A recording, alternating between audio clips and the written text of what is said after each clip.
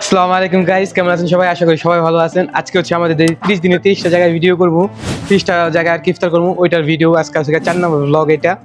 So সাথে থাকেন এবং দেখতে থাকেন, আশা করি অনেক বেশি ভালো লাগবো। আর আজকে আমরা অন্য একটা মসজিদে যাবো, সো দেখা যাক ওই জায়গায় কিরকম ইফতার দেয়।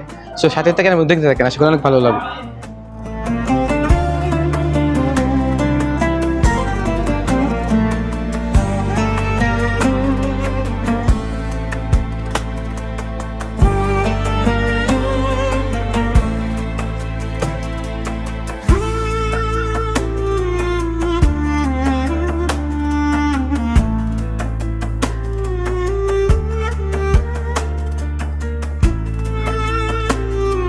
মাশাআল্লাহ গাইস, দেখেন আজকে কত পরিমাণে মানুষ আসছে এই জায়গায়, দেখছেন? মাশাআল্লাহ গাইস, আজকে অনেক পরিমাণে মানুষ আসছে এই জায়গায়। সো আমরা দেখি আজকে কি কি খাবার দেয়, আপনাদের মাঝে সবকিছু তুলে ধরবো।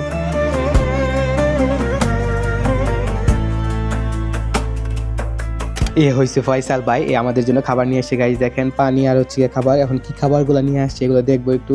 মেহেদি খুলতেছে এটা চেক করার জন্য আসলে কি খাবারগুলো নিয়ে আসছে ফয়সাল ভাই।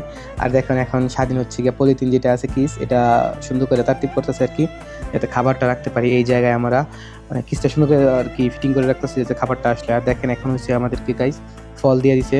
এই হচ্ছে আমাদের সেই কাঙ্ক্ষিত প্লেট, যেটার মাঝে আসলে খাবার আছে। দেখেন এটাকে সাহান বলে আরবিতে। এটার ভিতরে আসলে খাবার আছে, আমরা যে খাবারগুলো খাবো এগুলা।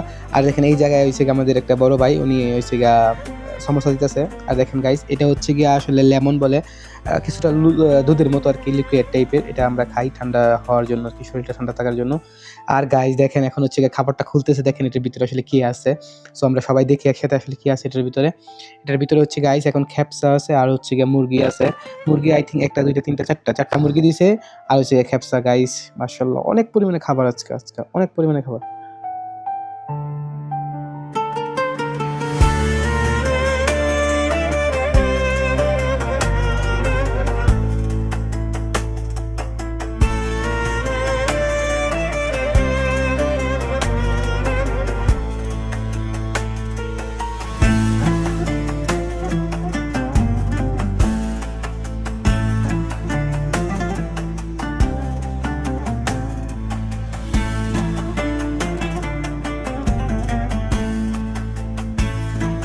খাবার খাওয়া শেষ। তো দেখেন সবাই আসলে এই জায়গায় পরিষ্কার পরিচ্ছন্ন আসলে জিনিসটাকে খুব বেশি মাথায় প্রাধান্য দেয়।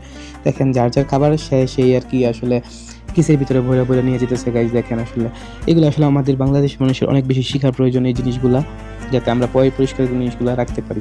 সো আমরা এখন খাওয়া দাওয়া করার পরে যাবো হচ্ছে গিয়া অজু করার জন্য। গাইজ দেখেন এটা হচ্ছে সেই অজুখানা যেখানে আসলে অজু টজু করবো সবাই। সো অজু করার পরে আমরা এখন যাবো মসজিদে নামাজ পড়ার জন্য।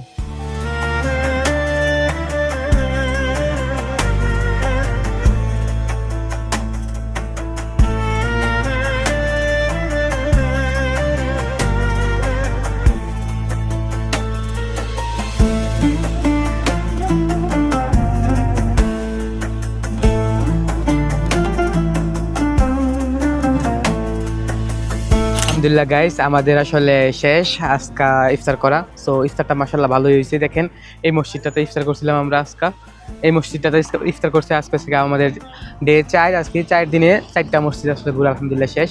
সো দেখা যাক পরবর্তী 5 নাম্বার ব্লগ কোন জায়গায় করতে পারি। সো আজকে এই জায়গায় বিদায় নিচ্ছি। সো ভালো থাকবেন, সুস্থ থাকবেন, আল্লাহ হাফিজ।